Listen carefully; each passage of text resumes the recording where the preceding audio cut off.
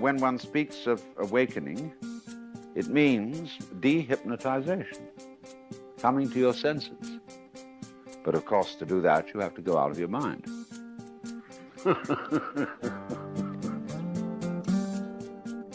You can describe it in these two completely opposite ways, but you're talking about the same experience. You're talking about experiencing your own activity and the activity of nature as one single process. And you can describe it as if you were omnipotent, like God, or as if it were completely deterministic and you hardly existed at all.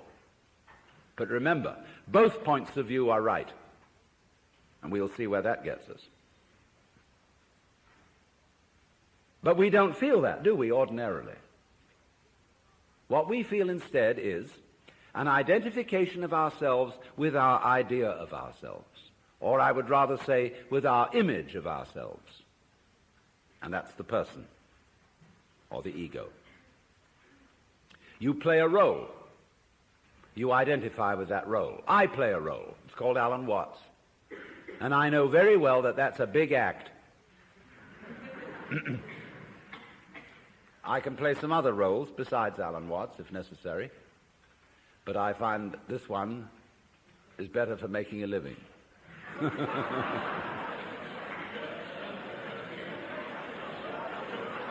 But I assure you, it's a mask, and I don't take it seriously. You know, the idea of my being a kind of messiah or guru or savior of the world just breaks me up. Because I know me. So it's very difficult to be holy in the ordinary sense.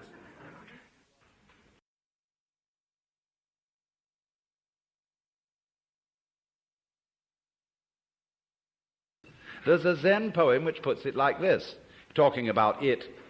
It means the mystical experience, Satori, the realization that you are the eternal energy of the universe, like Jesus did.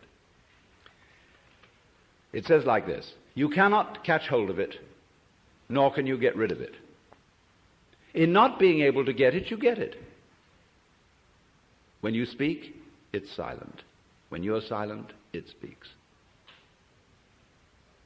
Now, in not being able to get it, you get it. Because this whole feeling, what Krishnamurti is trying to explain to people, for example, when he says, why do you ask for a method? There is no method. All methods are simply gimmicks for strengthening your ego.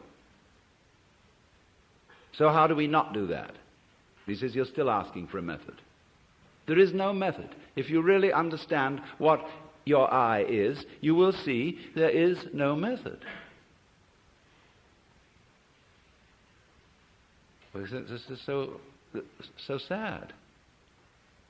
But it's not. This is the gospel, the good news.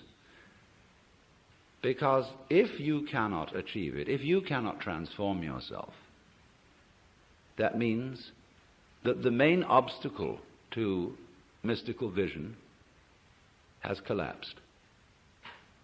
That was you. What happens? You can't do anything about it.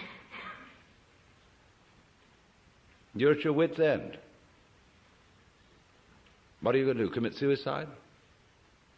But supposing you just put that off for a little while. Wait and see what happens. You can't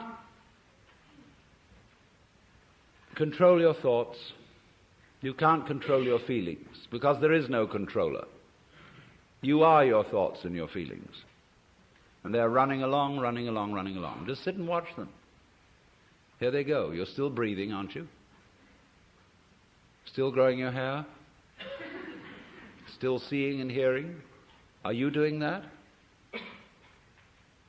I mean, is breathing something that you do? Do you see? I mean, do you organize the operations of your eyes and know exactly how to work those rods and cones in the retina? Do you do that?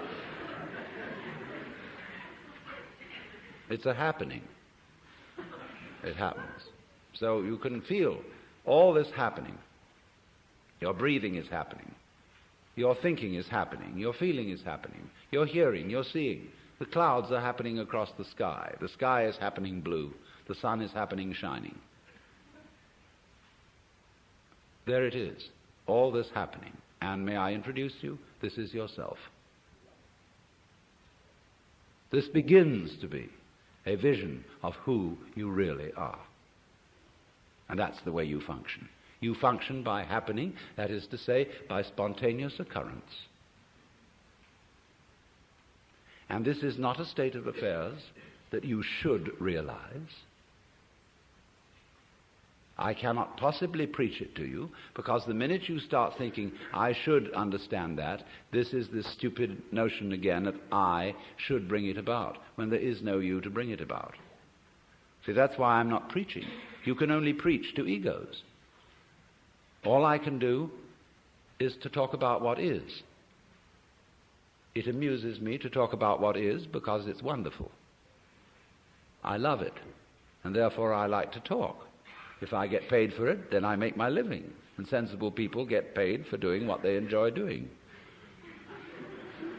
So this is not you see, this is the whole approach here is not to convert you, not to make you over, not to improve you, but for you to discover that if you really knew the way you are, things would be sane.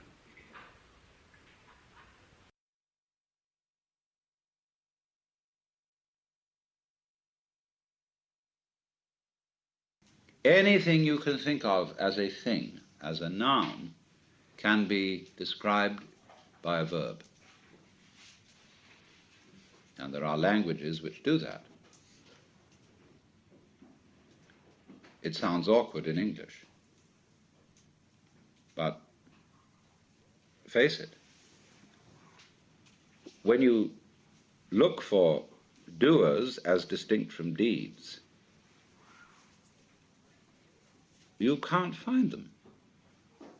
Just as when you look for stuff underlying the patterns of nature, you can't find any stuff. You just find more and more patterns. There never was any stuff. It's a ghost. What we call stuff is simply patterns seen out of focus.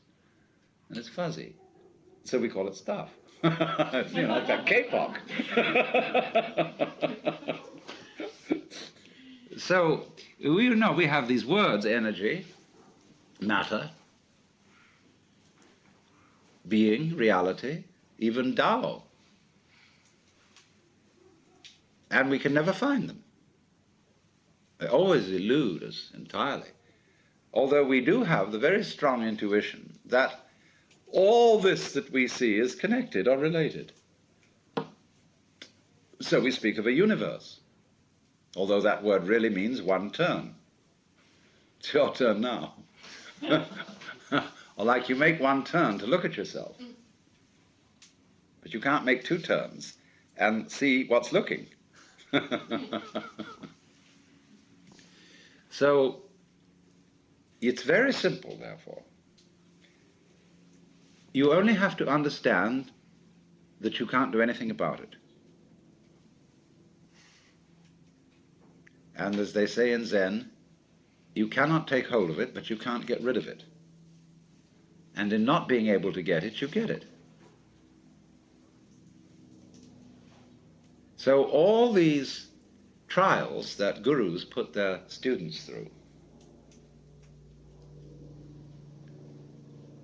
have as their ultimate object convincing you that you can't do anything.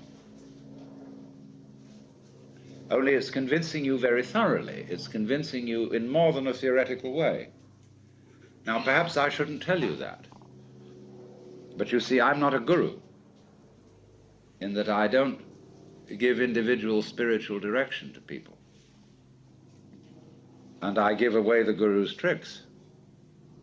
That may not be very good, but on the other hand, those tricks are only necessary in the sense that I would say to someone, it's necessary for you to go to a psychiatrist if you think you must.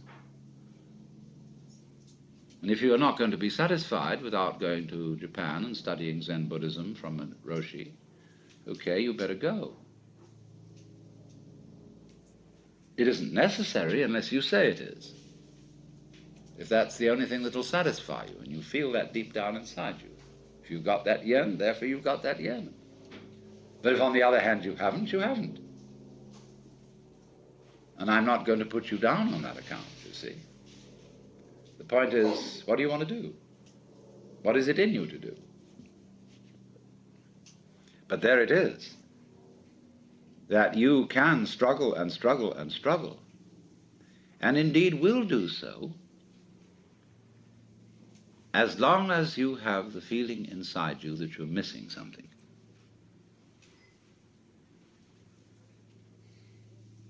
And people, your friends, all sorts of people will do their utmost to persuade you that you're missing something. Because they're missing something, and they think they're getting it through a certain way. And therefore, to assure themselves, they'd like you to do it too.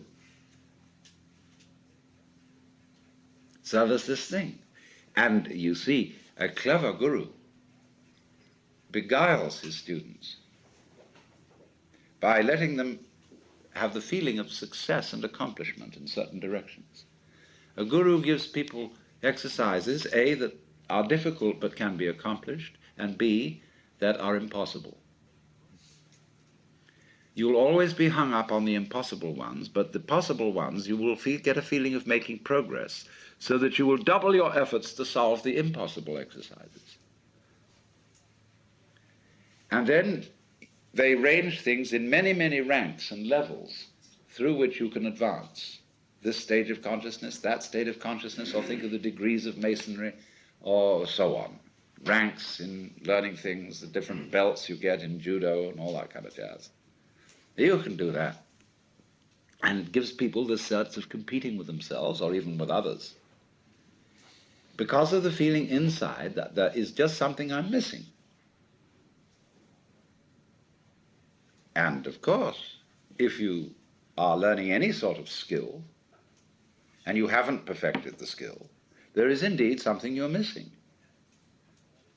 But in this thing that we're talking about, that isn't true. Because you, as the Buddhists say, are Buddhas from the very beginning.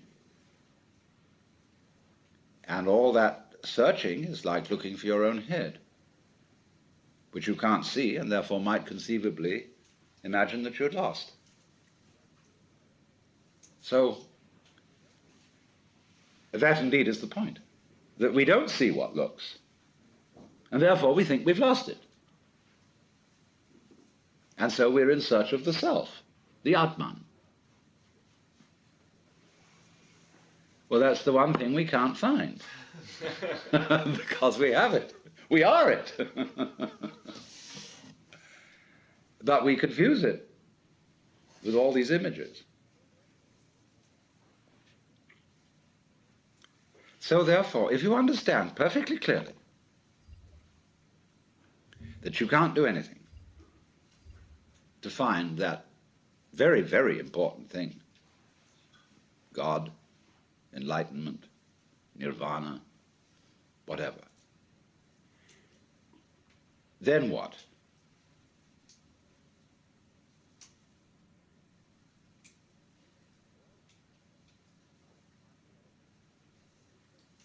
Well, I find, it's so stupid, because even if I tell myself, well, there's nothing I can do about it, why did I say that? You see? Why did I say that? Why did I go out of my way to tell myself there's nothing I can do about it? Because in the back of my mind there was a funny little feeling that if I did tell myself that, something different would happen. See? All right.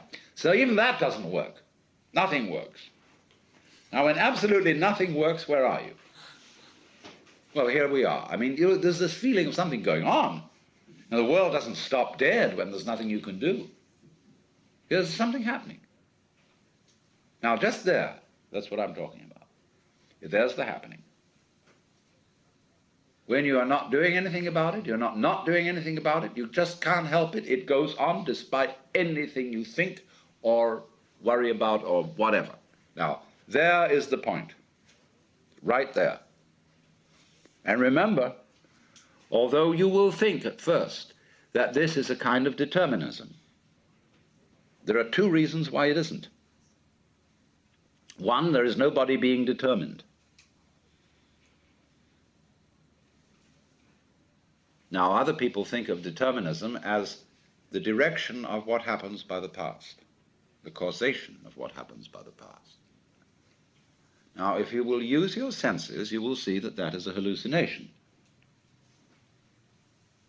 The present does not come from the past.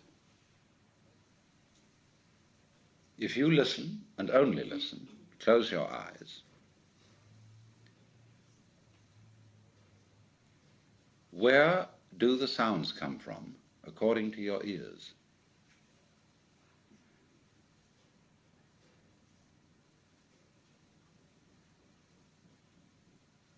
You hear them coming out of silence. The sounds come and then they fade off.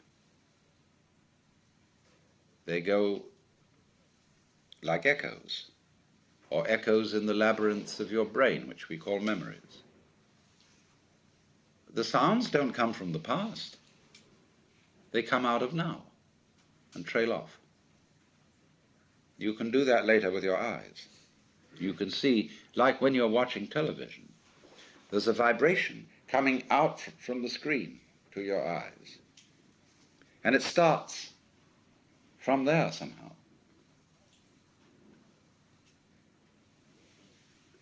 Because we see the hands and then they move, we think that the movement is caused by the hands, and that the hands were there before and so can move later. We don't see that our memory of the hands is an echo of their always being now. They never were, they never will be, they're always now. So is the motion. And that is recollected is the trailing off echo like the wake of a ship. And so just as the wake doesn't move the ship, the past does not move the present, unless you insist that it does. And if you say, well, naturally I'm always moved by the past, that's an alibi. And it completely fails to explain how you ever learn anything new. That's why all the psychologists, who are mostly behaviorists, are completely bogged down in trying to find a theory of learning. Because according to the theory of learning that we have, everything that new that you assimilate is really only learned when translated into terms of what you already know. So in that sense, learning becomes like a library which increases only by the addition of books about books already in it. A lot of libraries are indeed like that. So that's what we call scholasticism. So then, you become aware that this happening isn't happening to you because you are the happening. The only you there is what's going on.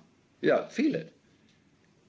And disregard these stupid distinctions that you've been taught. I mean, stupid relatively speaking.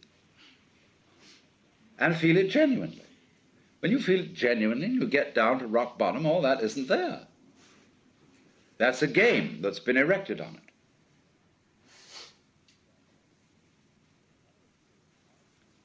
And it isn't determined.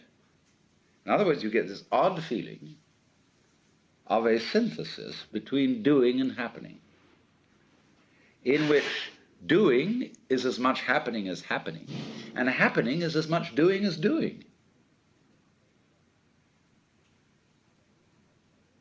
And if you're not very careful at that point, you'll proclaim yourself God Almighty in the Hebrew Christian sense. Like Freud alleges babies feel that they're omnipotent. And in a way they are. I am omnipotent insofar as I'm the universe. But I'm not omnipotent in the role of Alan Watts. Only cunning.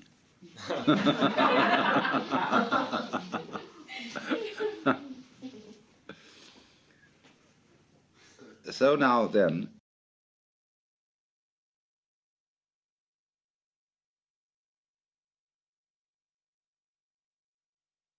When the Buddha first discussed the middle way, he put it like this. He said, to try and solve the problem of suffering by immersing yourself in pleasure only leads to a hangover. To try and solve the problem by asceticism also brings no liberation. You merely get tied up in a kind of masochism where you say, I know I'm right just so long as I'm hurting. And all that is doing is expiating your kind of infantile guilt sense. So he said there is a middle way between asceticism on the one hand and hedonism on the other. But actually, the middle way is more subtle than that, and it's beautifully discussed in Professor Baum, a book called The Philosophy of Buddha. That's B-A-H-M, Professor of Philosophy at the University of New Mexico. And he gives a very, very fascinating analysis of the middle way in the form of a dialogue, whereby it works simply like this. The student brings a problem to the teacher, and he says, I suffer, and it's a problem to me. And the teacher says, you suffer because you desire. If you didn't desire, you wouldn't suffer. So try not to desire. And the student goes away and says, I'm not very successful in this. I can't stop desiring. It's terribly difficult. And furthermore, I find that in trying to stop desiring, I'm desiring to stop desiring. Now, what am I to do about that? And the teacher replies, do not desire to stop desiring any more than you can.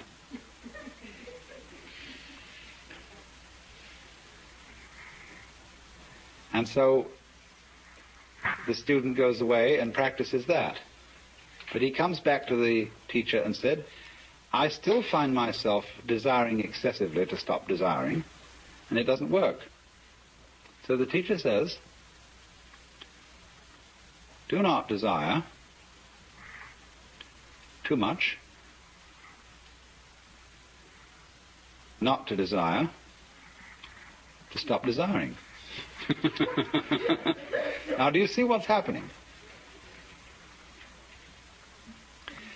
Step by step, almost like Achilles approaching the tortoise, the student is being brought together with himself to the point where he catches up with his own inner being and can accept it completely.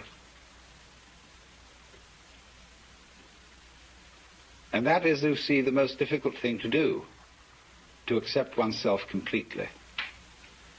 Because the moment you can do that, you have, in effect, done psychologically what is the equivalent of saying in philosophical or theological terms,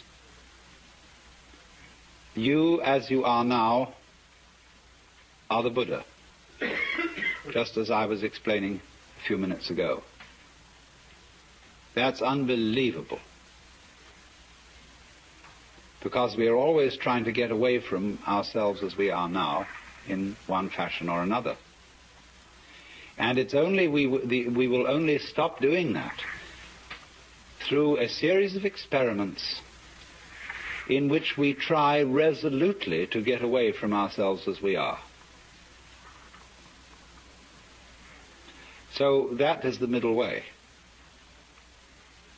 But ordinarily, in these other ways, the way of the yogi, the fakir, and the monk, the individual makes a big thing out of the work of liberation, and especially likes the kind of teacher who will put him through the most severe paces. It's interesting how there arise from time to time schools in the West where someone comes along offering, people say, look, it's all very well to go to discussion groups and talk about these things, but that's not the real thing. What you need is really to get down and do some work. And often these teachers are very rude and very stern, but people love it. And such a person will always attract a great following. Because people get the feeling, now we're at serious business here. This is really something, you see. And this, you see, though, can be an awful problem.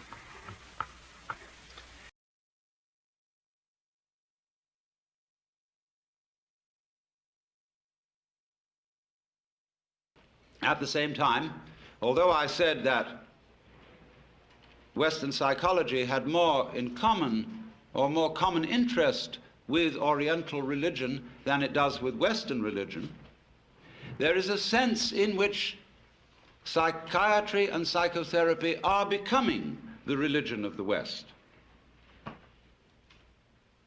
Psychoanalysis has much in common with the forms and procedures of institutional religion. There is, for example, apostolic succession,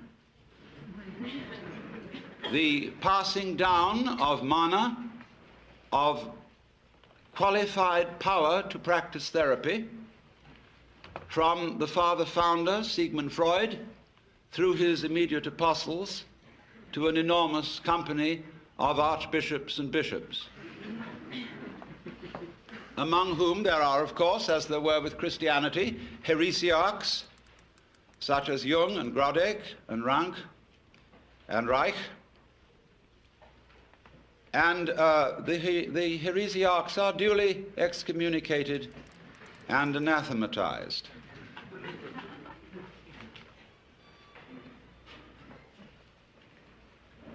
There are rituals, as there are also rituals with religion. There is the sacrament of the couch.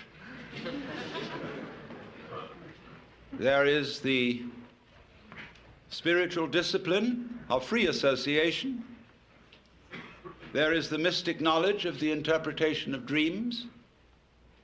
And there are also the two great symbolic fetishes, the long one and the round one. Now, it's extraordinarily easy to make fun of all this. And we must not forget that we owe a tremendous debt to Freud, if for nothing else than pointing out that that much of ourselves of which we are aware in terms of the conscious ego is not really ourselves. It is something superficial. However we define its nature, it is superficial. And the realities of human life are not under the gaze of its scanning process, at least not in the ordinary way. And that was a tremendous revelation. There's no question about that. But one sees troublesome signs when the doctrines and processes of psychiatry, psychoanalysis, and so forth become officialized. And I think Thomas Sass, in his books, The Myth of Mental Illness and The Manufacture of Madness, is pointing out something extremely important to us, which is that, in effect, the psychological official of today is the priest, and that he is beginning to exercise the same sort of controls over human life as were exercised by the church in the Middle Ages. So that a professor of psychiatry at Columbia or Harvard or Yale medical schools has today the same sort of intellectual respectability and authority as the professor of theology at the University of Toledo or Padua would have had in the year 1400. Now you must realize that the theologians of those days not simply believed in their cosmology and the theology, they almost knew it was true in the same way that our scientists know certain things to be true. Despite the fact that they change their opinions very often, while they hold them, they have in effect the force of dogma, as witness the anathematization of Velikovsky for his uncomfortable ideas. And therefore, there are heresies existing today which are persecuted in the same way as heresies were persecuted by the Holy Inquisition. And they are persecuted out of kindness, in exactly the same way that the Holy Inquisition persecuted heresy out of kindness and deep concern for human beings. That is unimaginable to us, but it was so. For after all, if you seriously believed that someone who did not hold the Catholic faith and who voluntarily rejected it would be tortured physically and spiritually forever and ever and ever in hell, you would resort to almost any means to preserve a fellow human being from such a fate, especially if the complaint or disease of heresy from which he suffered was infectious. You would first of all reason with him. And if he was not responsive to reason, you would resort to abuse and to forceful argument. And if he was not responsive to that, you would give him shock treatment and bang him about.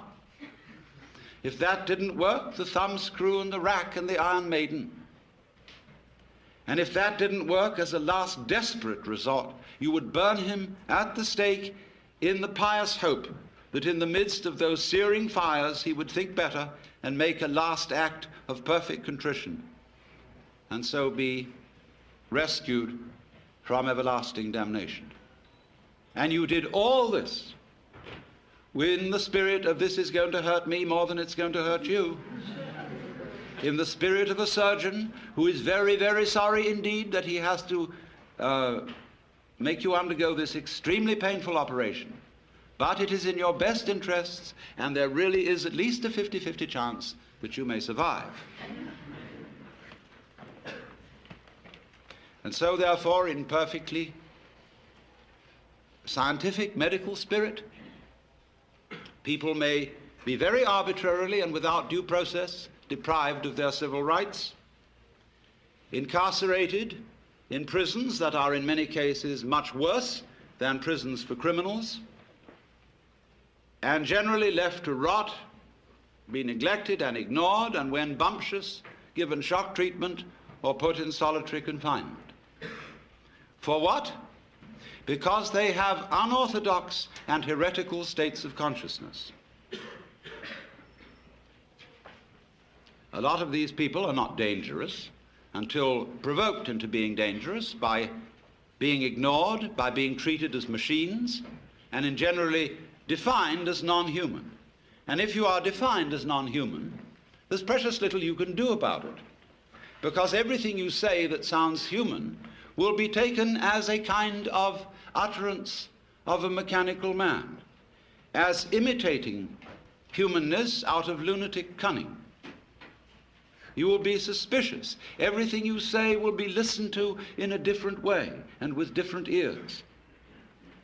And you will have one hell of a time talking yourself out of it, because there really are no rules as to what one must do when incarcerated for having unorthodox consciousness. There is no clear road to repentance.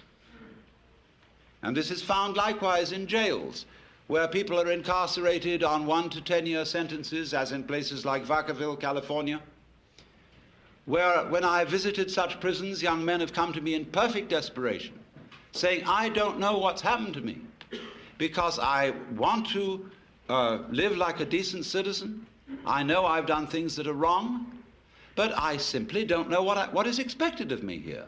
If I try to do what's expected, they say I'm compliant. And that seems to be some sort of a sickness.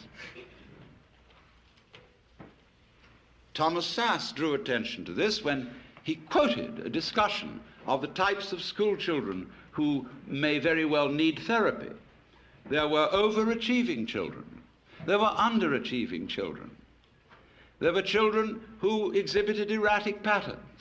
There were children who were sort of dully mediocre. In fact, every sort of child can be given a diagnostic name for his behavior which sounds sick. As Jung once suggested, life itself is a disease with a very poor prognosis. It lingers on for years and invariably ends with death.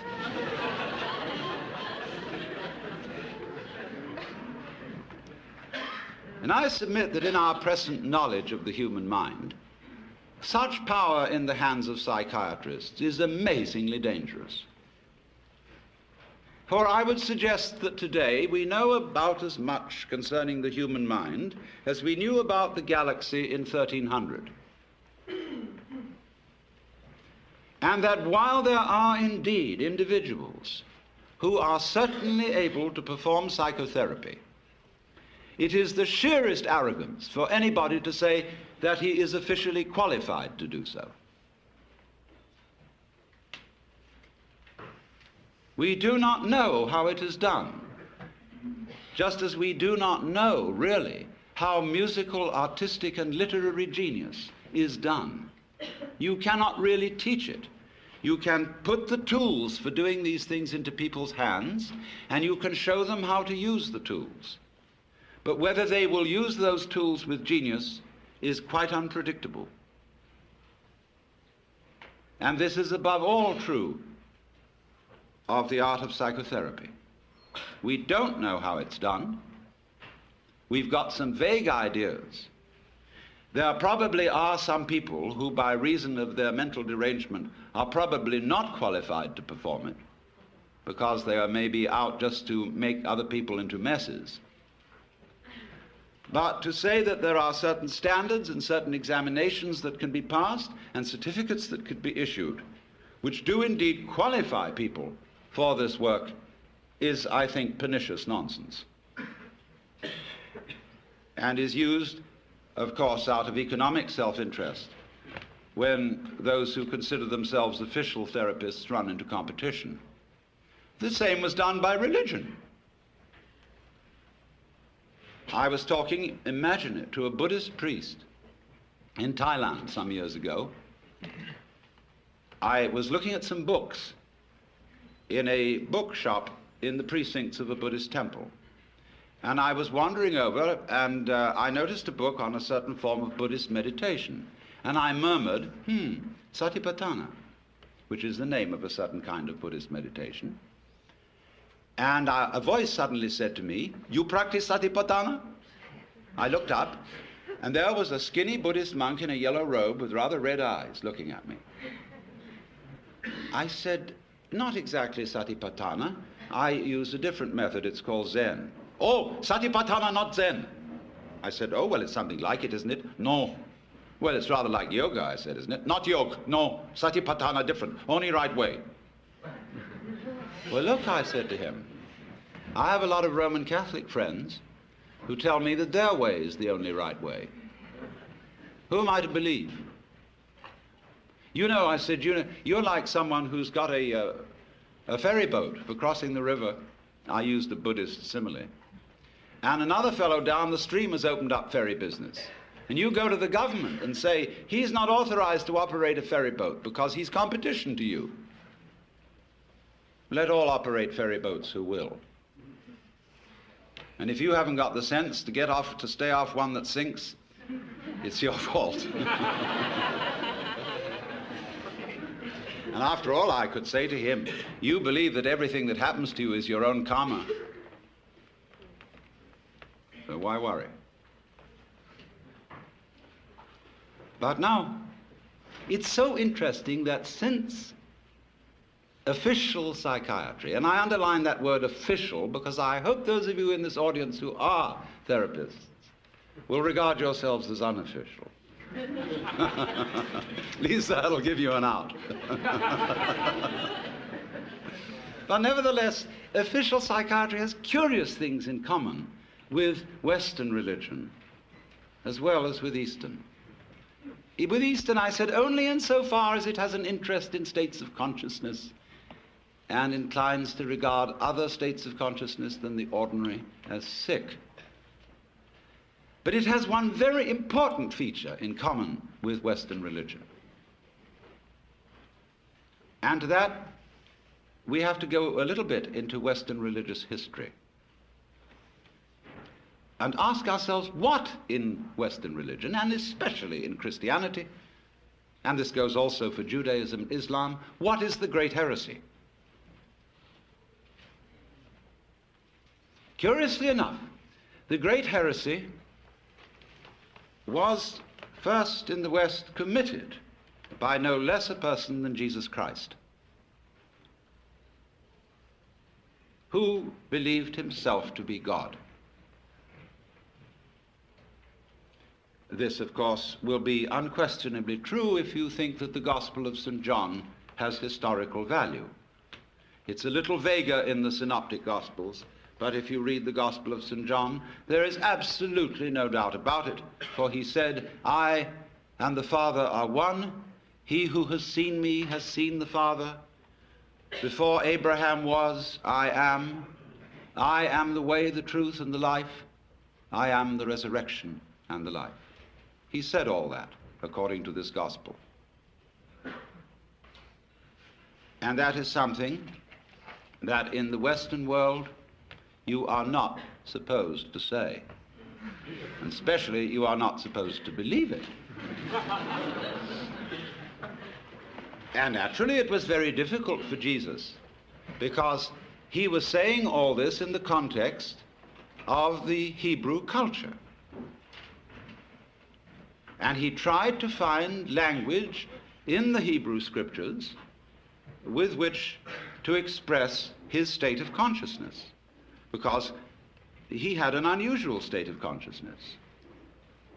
As I read it, he had cosmic consciousness, otherwise known as mystical experience, otherwise known as moksha, nirvana, bodhi, satori, fana elvana, or what you will.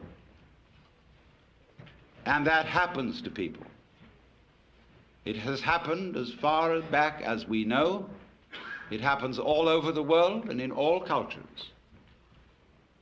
We don't know very much about it. We don't really know ways in which to make it happen, because it seems to be of the nature of it that it is a spontaneous surprise. But it unquestionably happens. And most people keep their mouths shut about it when it does.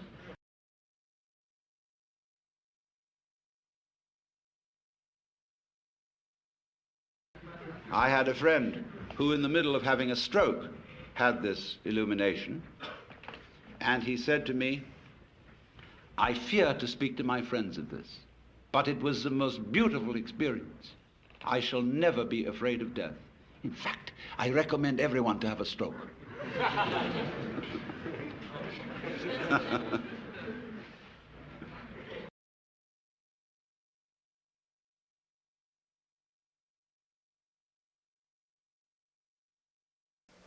To understand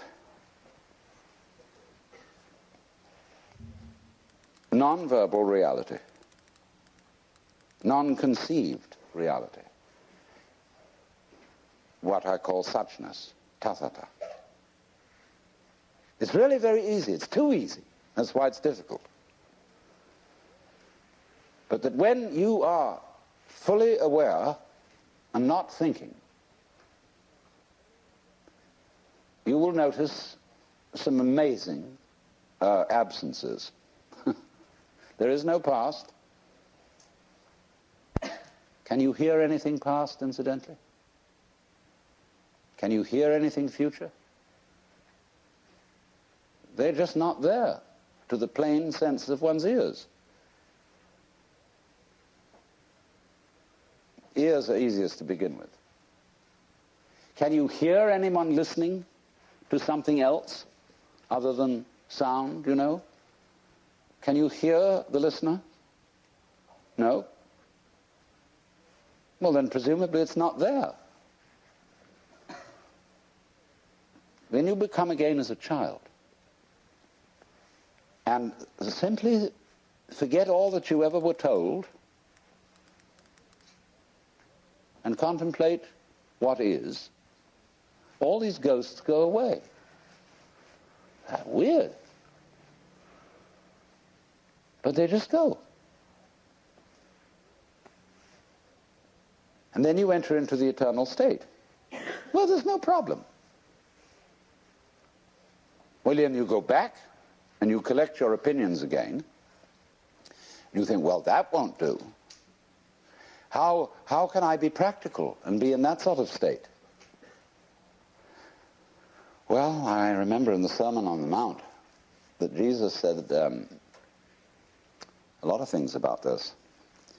Consider the lilies of the field, how they grow. They toil not, neither do they spin. And yet Suleiman in all his glory was not clothed like one of these.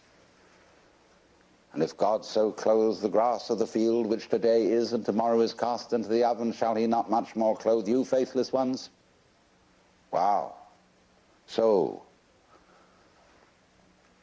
do not worry about tomorrow, saying, what shall we eat, what shall we drink, or how shall we clothe ourselves? Oh, the rabble seeks after these things. Sufficient to the day is the worry of it. Nobody ever preaches a sermon on that text. Never. I've heard lots of sermons, and never one on that one, because people say, look, that's all very well, because Jesus was the boss's son. And he knew, you see, that he was really in charge of the universe, and he's nothing to worry about. But we have to be practical. Oh? What do you suppose the gospel was? The good news. Do you know it never got out?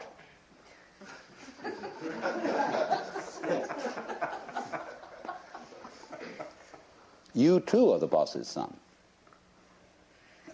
That was the gospel.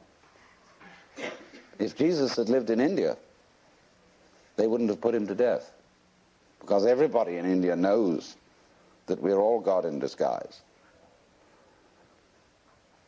So if he had said, I and the Father are one, in India they would have said, hooray! You know? Lots of people in India know that perfectly well. But here, that's a no-no.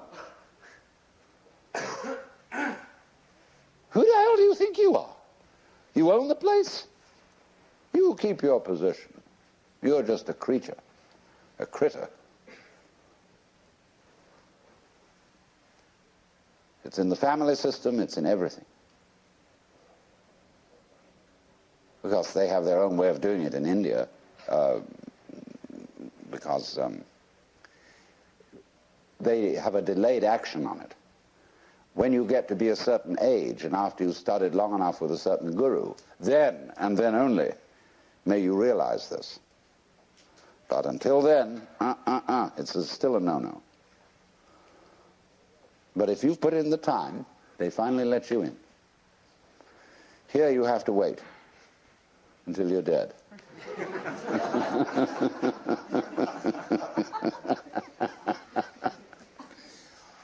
Well, all that's bullshit. The only place to begin is now. Because here's where we are.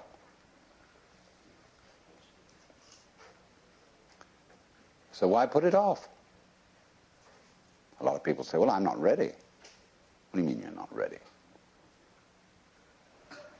What do you have to be ready? Well, I'm not good enough, because I'm neurotic. I'm perhaps not old enough, not mature enough for such knowledge. I still am frightened of pain. And of course I'd have to overcome that. I'm still dependent on material things. I have to, eat a lot and drink a lot and sex around and all that kind of thing. And I think that I better get all that under control first. Oh? You mean you've got a case of spiritual pride? You want to be able to congratulate yourself for having gone through the discipline which is rewarded with realization. Mm-mm. That is trying to quench fire with fire. In other words, the reason, wouldn't it be great to be a mystic? Look at it this way. I mean, crazy, to have no fear, no attachments, no hang-ups, to be as free as the air, so that, you could just wander out in the streets and give away all your clothes to the beggars and let go of the whole thing, let it all hang out. Wouldn't it be crazy to have that courage? And you look into yourself honestly, and you find that inside you're actually a quaking mess of sensitivity. So that this desire to be the great mystic is nothing more than a symptom of your quaking mess. It's self-defense.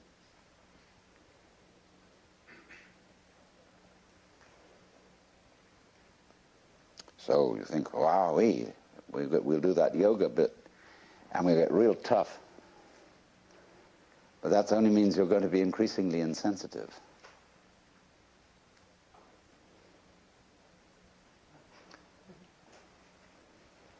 Running away from the quaking mess. Escaping. You never can. You're stuck with it. There's nothing you can actually do to transform your own nature into unattached selflessness, because you have a selfish reason for wanting to do it. Well, that's pretty depressing, isn't it? You mean to tell me that the only people who get really enlightened and liberated are those whom the grace of God somehow hits in an arbitrary way, and all you can do is sit around and wait? Well, let's begin with that supposition. Let's suppose there's nothing we can do to change ourselves. Psychotherapy, religion, all this is absolutely in vain. There's nothing you can do about it. It's like trying, as I said, to bite your own teeth or lift yourself up by your own bootstraps. Incidentally, it struck me as funny, a lot of people are using that phrase in the wrong way. They say when something very difficult has to be done, we have to lift ourselves up by our own bootstraps. You can't! It's impossible. That's terribly depressing. You mean Alan Watts, you'll come here simply to tell us that there's nothing we can do? I mean, here we are all presumably assembled in a cultural milieu, spiritual milieu, psychotherapeutic milieu, where we are supposed to get better. And I tell you, there's nothing you can do about it. Well, I say, give us our money back. Go to somebody else who'll be more encouraging. But,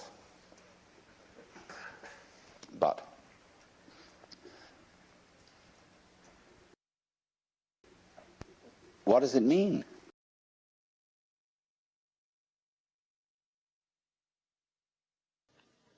So also ecstasy, we now interpret as meaning in a state of high pleasure.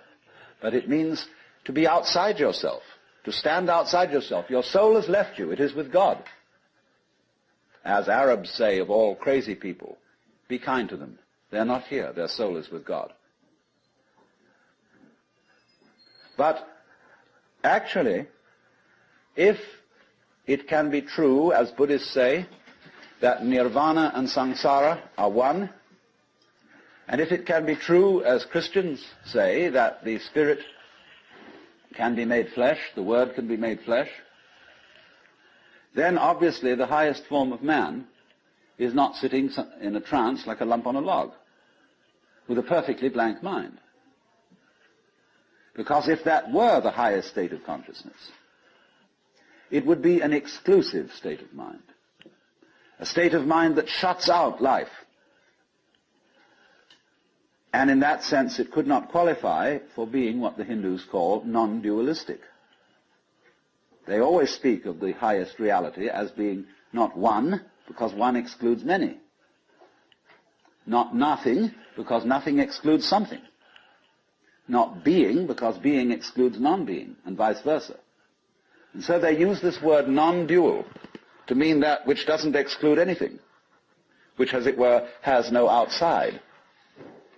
As we say, space has no outside. You can only have outsides inside space. You can't have any outsides outside space. There is no outside space, even though space may be curved and finite.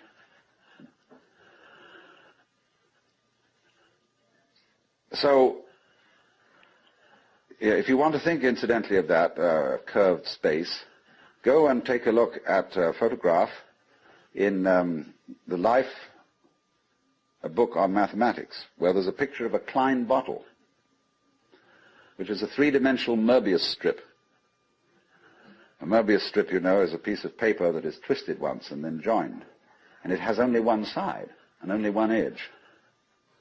Now, a Klein bottle is a three-dimensional Möbius strip, and it only has one inside. It has no outside. You can say it has an inside and no outside, or it has an outside and no inside. It's a fabulous little trick. But there's something like that would be the nature of space, as that which does indeed transcend the opposites. Not quite. No, we'd have to do one extra move on a serpent to make it into a Klein bottle. You'd have to tuck its head through the side of its skin and make the aperture through the mouth continuous with the inside of the serpent towards the tail, you see. That's more or less what a Klein bottle is. So, what I'm getting to, I'm giving you something out of the general history of religions to show that what has been meant by the mystical state, the state of samadhi or awakening in certain traditions, is not this state of trance, but a state of consciousness in which you can perfectly well carry on your daily affairs. And of course, what is meant by a bodhisattva as the ideal type of Buddhist person is that he is not wrapped, that he is actively engaged in the life of the world, because he has gone beyond the illusion that nirvana is to be found away from everyday life. So what is then the point of meditation? Why meditate? Why do you have to crawl off into a hole, or go to a Zen monastery, or retire and be quiet, when this is only a withdrawal? Is there anything to be said for it? Well, meditation is, in that sense, as a practice, as a discipline, is a very curious problem. Because from one point of view it's a help, and from another point of view a hindrance. And I think we have to understand, first of all, that meditation exercises are medicinal rather than dietary. The same could be said of LSD. A medicine, not a diet. Something that is described in Zen as when you want to open a door, or summon someone to open the door for you, you pick up a brick and you knock on the door, but you don't carry the brick into the house. When you need a raft for crossing a stream, you cross the stream on the raft, but you leave the raft on the bank at the other side. You don't go carrying it around. But a lot of people, when they get into meditation, or they get into religion, or into any kind of exploration of this sort, turn the door into a revolving door and keep on going round and round and round and never get through. They say, what a gas it is to be in this revolving door. So I think a good definition of a parasite is a person who goes through a revolving door on someone else's push.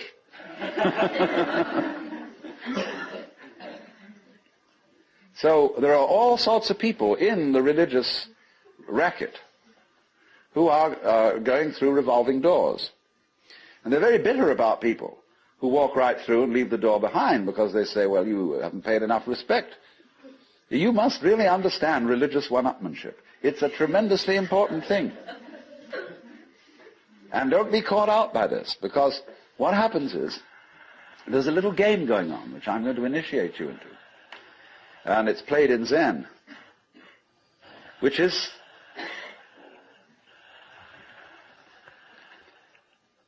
it works like this. If you go to a teacher and ask for spiritual instruction, or even if you come to a seminar like this, you are, by doing that, confusing yourself. Because you are looking for what you're asking for outside, as if someone else could give it to you, as if you didn't have it. So the teacher knows that as long as you do that, you haven't understood. But he doesn't just tell you to go away.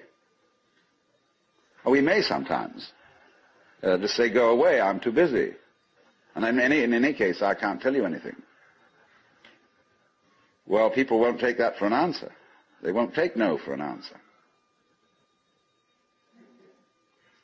And furthermore, if he just said, go away, they would just find some other teacher who would exploit them and maybe keep them as followers for years and acquire a great deal of money by so doing. But what he does is another thing. He tries to give them the put down, as if to say, you have a great long distance to go yet. Your attainment is not at all perfect. And they're always talking about other sects and other schools and saying, well, they haven't really got the point, you see? So that you keep losing faith in yourself and feeling, my goodness, I haven't yet attained this thing. And that keeps you working. But all the time, you're being talked out. It's like someone who's a pickpocket and he's stolen your own watch and is selling it to you.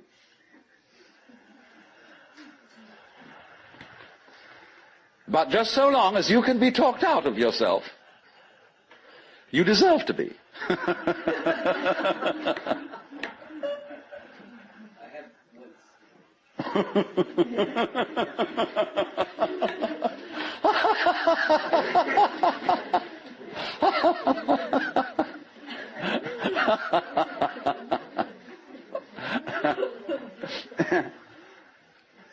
Now, you become very aware of this if you ever do momentarily slip into some sort of mystical experience. You become aware of this tremendous gamesmanship going on. And you see it as sort of continuous with all sorts of cosmic games that are going on, of creatures eating other creatures up, and the creatures that get eaten, of course, transform themselves into the creatures that eat them, and then in turn eat other creatures. And you see the whole hide-and-seek game going on, and then you realize very clearly that the state of development that you are in now is no better and no worse than anybody else's state. Because it's like space again. Which planet is in, or which star is in the best position? Well, it's all equal. They're all in the middle. Any one can be considered as the center one. Any point on a sphere is the center of the surface of the sphere. So, in the same way, everybody, in all his behavior, whatever he's doing, whether we call him from a certain point of view sick, or whether we call him healthy, whether we call him good or bad, neurotic, normal, psychotic, sane, all the manifestations are just like the leaves on the trees. And in each being in a unique way is, as Christians would say, manifesting the will of God. So, there really, from that point of view, you see, there is nothing to do to attain Buddhahood. Nothing at all. But you see, that's very difficult to understand, because a lot of people, when they hear that there's nothing to do, try to do nothing. And you can't. Because you are karma, and karma means action. You can't do nothing. But the thing you're looking for, or think you're looking for, is what you're doing, is what's called you. Only, of course, as we all know, we've got ourselves into the idea that oneself is so difficult to see. Because it's like, as I've often said, trying to bite your own teeth or look into your own eyes, and you can't find it. It's always behind. It's like your head is, from the optical point of view, a blank space. Neither light nor dark. It's right in the middle of everything. And so, one of the great tricks of gurus is to set people looking for their heads. There's a famous story of a king in India in ancient times called Yajnadatta. And one morning he woke up and reached out for his mirror and brought it over. No head. He was looking in the wrong side of the mirror. And you know, he was kind of bleary-eyed and had a hangover. So he summoned servants and said, "Ye gods, I've lost my head. Find it." And they said, "But Your Majesty, it's there on your shoulders." He said, "It is not. I can't see it in the mirror. Nobody can show me my head." So they were rushing all over the place, looking for the head. Now the trick to that is, of course, that you are perfectly well aware of your head, only not in a form in which you expect to be aware of it. You expect to be aware of your own head in the same way as you're aware of other people's heads. But that wouldn't be true of you, because you've got an inside view on your head. You have an outside view on other people's heads, because, of course, you're taking an inside point of view. But the way in which you are aware of your head is in terms of what you are seeing and hearing. Because all sights and all sounds are what the nerves inside your head are doing. That's how to be aware of one's head. You are aware, therefore, of yourself, the mysterious self that you have, in terms of experience. Because there isn't really any difference. But that always escapes people, you see. So perpetually, so long as you don't understand that, you can be talked into going on to all kinds of weird excursions. And just so long as you believe it, you're a sucker. You're hooked. And it takes a tremendous inner confidence and nerve finally to say, "Hey, don't pull that stunt on me anymore. I see through your game." And because gurus are very clever at putting you down. But they're just trying to see how strong you are. Testing you out. See if they can hoodwink you. So long as they can, you see, they're going to go on doing it, because they're going to get you to the point where they can't do it to you anymore. Then they'll graduate. And so, one of Rinzai's students, after he saw through it, said, "Well, There wasn't much in Rinzai's Buddhism after all. Of course there wasn't. He said boldly and straight out, my teaching is just like using an empty fist to deceive a child. You know, when you play games with a child and pretend you've got something here, the child goes into all kinds of tizzy to get you to open your hand and show what it is, and then there's nothing. Fooled. So you can be fooled. As long as you can be fooled. When you can't be fooled, you don't ask the question anymore. Because it's all become clear. It's all become clear that there is no puzzle about this universe. What makes you think there are puzzles about this universe? Very simple reason. You're trying to explain it. And when you explain things, what do you mean by explanation? There are several meanings of explanation. There's really one basic meaning. But first of all, to be able to translate what is happening into terms of words or numbers. In other words, to describe. But a real explanation is not just a description. It's a description which enables us to control what we are describing. But didn't we see in the last session that to control the world is not really what we want to do?